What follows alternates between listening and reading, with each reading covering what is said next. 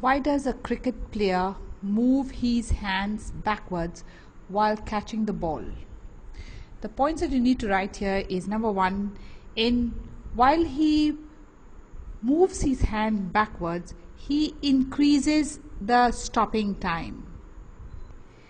As he increases the stopping time, the ball takes longer to stop. So the acceleration also decreases. And since force equal to mass into acceleration, the force decreases. And because the force decreases, the player does not get hurt. Less force is exerted on his hands. You could also write it in another manner. In lowering his hands, the rate of change of momentum becomes less.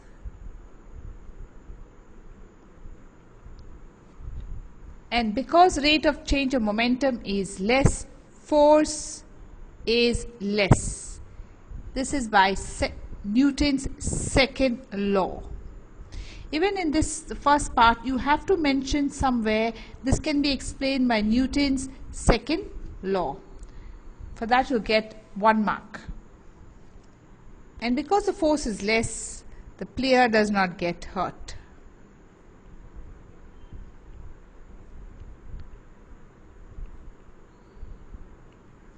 So let's see in this, a player does so as to decrease the rate of change of momentum by increasing the stopping time. So the momentum of the ball is reduced to 0 in a long time. The rate of change of momentum is small. So by Newton's second law, we can say that the ball applies less force and the palms of the player does not get injured. If the ball is stopped suddenly, the momentum of the ball will be reduced to 0 in a very short time. Hence, there will be a large rate of change of momentum. There will be a greater action and the reaction forces, and the player will be hurt. You've got to write all these points in your answer. The velocity time graph of a ball moving on the surface is given. Calculate the force if the mass of the ball is 100 grams. So m is 100 gram. Remember, it is in grams. We cannot work in grams. We got to make in kg. So over 1000 becomes kgs. Now you look up here. The ball starts at this point. So u equal to 0 meter per second. And then the velocity keeps on increasing. The final velocity here is v, which we see is 20 meter per second. And this whole thing takes 4 seconds. So time equal to 4 seconds. So here we've given time 4 seconds. 20 meter per second is v, the final velocity. Your u is 0 meter per second, v is 20 meter per second, and the time is 4 seconds. So they've used the expression here a equal to v minus u over t. You put your values and then you get your acceleration as 5 meter per second square. Then you go ahead and find F equal to m into a, force equal to m into a.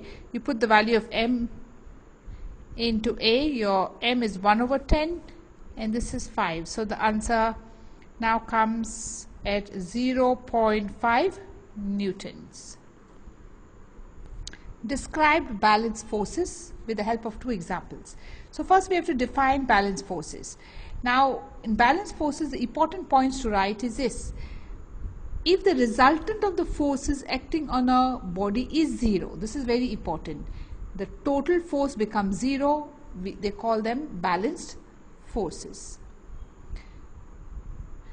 These forces, the second point is, these forces do not change speed, but they usually change the shape of the object. This is the second point.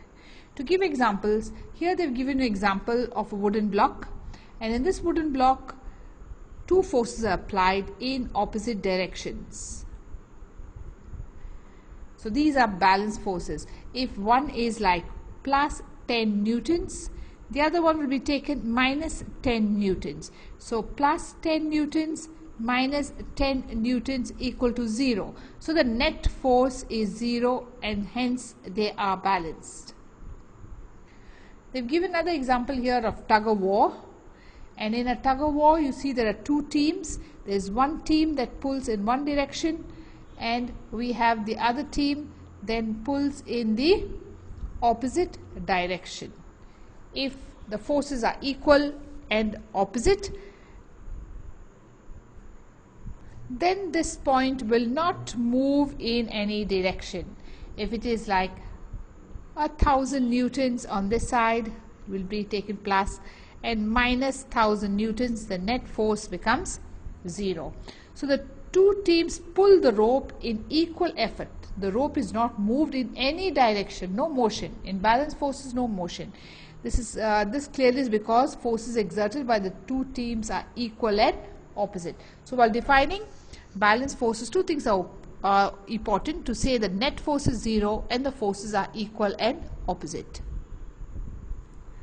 Describe our walking in the terms of third law of motion. The one important point is to say it can be explained by Newton's third law. So this is one should be there in your answer. And then you got to describe which is the action and which is the reaction. So when we walk on the ground, or our foot pushes the ground backwards, so this is action. So here we have the ground is pushed backward. This is action. To this there is an equal and opposite forward reaction, which pushes us ahead. So these 3 points you need to write. The red one is you have to say it's Newton's third law. Then you have to explain the action. And to this action you will have an equal and opposite reaction that pushes you forward. An object of mass 100 kg. So here we have put mass 100 kg is uniformly accelerated from a velocity of 5 meter per second. So 5 meter per second is the initial velocity, to 8 meter per second. So 8 meter per second is a final velocity in time t. So time t. So you got to find the initial momentum. Initial momentum will be mass into initial velocity. We already have seen that the mass was 100 and the initial velocity was 5.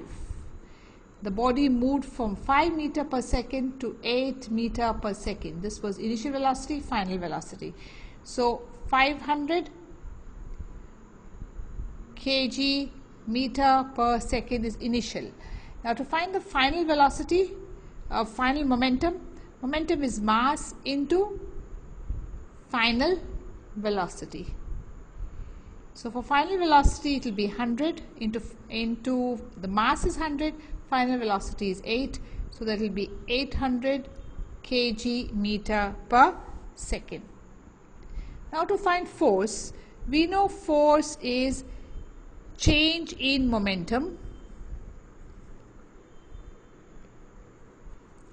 over time. Now change in momentum is final minus initial. So 800 is the final minus initial, 500 over the time, that is 6, and the answer comes 50 newtons. So the force applied in this case is 50 newtons. Here they have given you the change in velocity, change in momentum. They have substituted the values. A 5 Newton force gives a mass m1 and acceleration of 10 meter per second square. So let's write that out. So we have a force of 5 newtons. It acts on a body m1 and it gives it an acceleration of 10 meter per second square. So here by using Newton's second law, F equal to m into a, we can find the mass. So F is 5, mass we do not know, acceleration is 10. So you get your mass as 5 over 10, that is 0.5 kg equal to mass m1, and this is exactly what they have done here. The first case.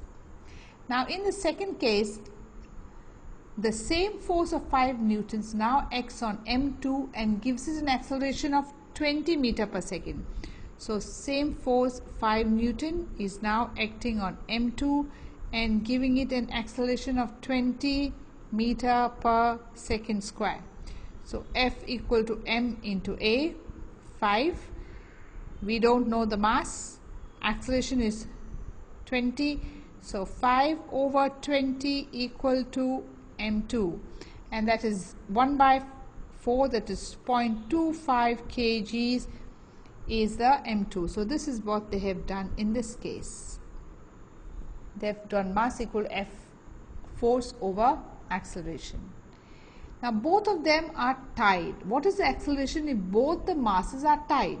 If both the masses are tied, means m1 plus m2, and this is exactly what they have done here. m1 plus m2. This is your m1, this is m2.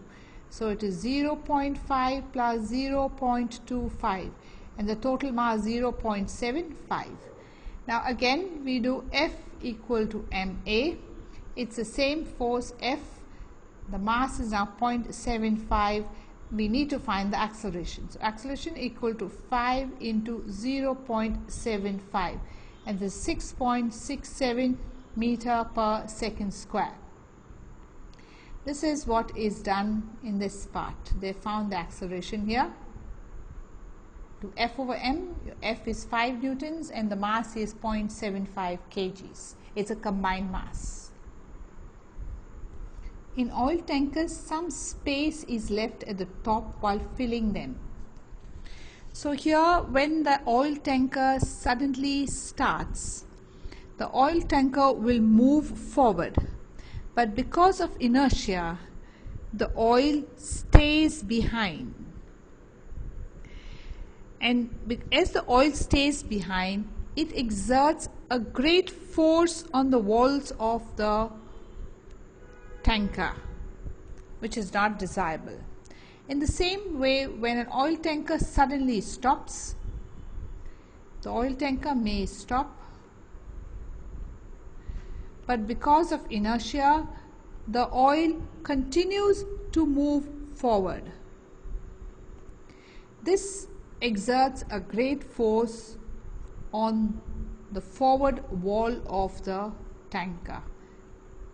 This can lead to cracking of the tanker. So that is why there is space left in between here for the free movement of the oil.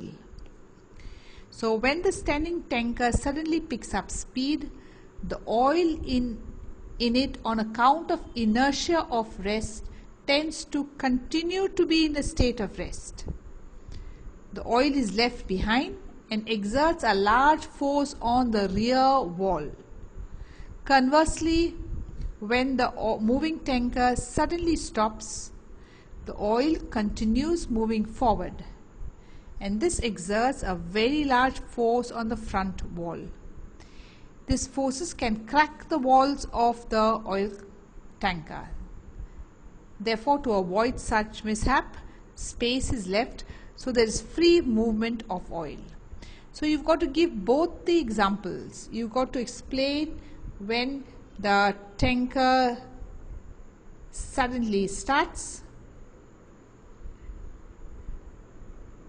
the oil remains behind because of inertia, and the other part is when the tanker suddenly stops.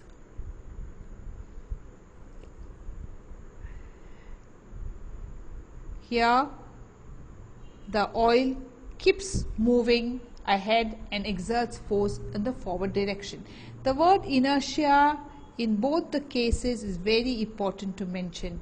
So here is inertia of rest, because the oil continues to remain at rest, and here is inertia of motion.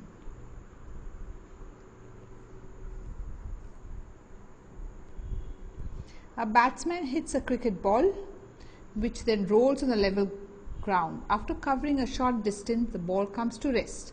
This is a repeated question. It comes to rest because of an opposing force of air resistance and friction. So it's important to say opposing force, or you have to say it is in opposite direction. So 2 points, you have to talk about friction, air resistance, and the forces are in the opposite direction. Why is it advised to tie any luggage kept on the roof of the bus? Now here you have to mention the words inertia. Now if the bus suddenly starts, because of inertia, the luggage continues to remain in the same position. Inertia of rest, and is left behind. And another case is when it stops, when the bus suddenly stops.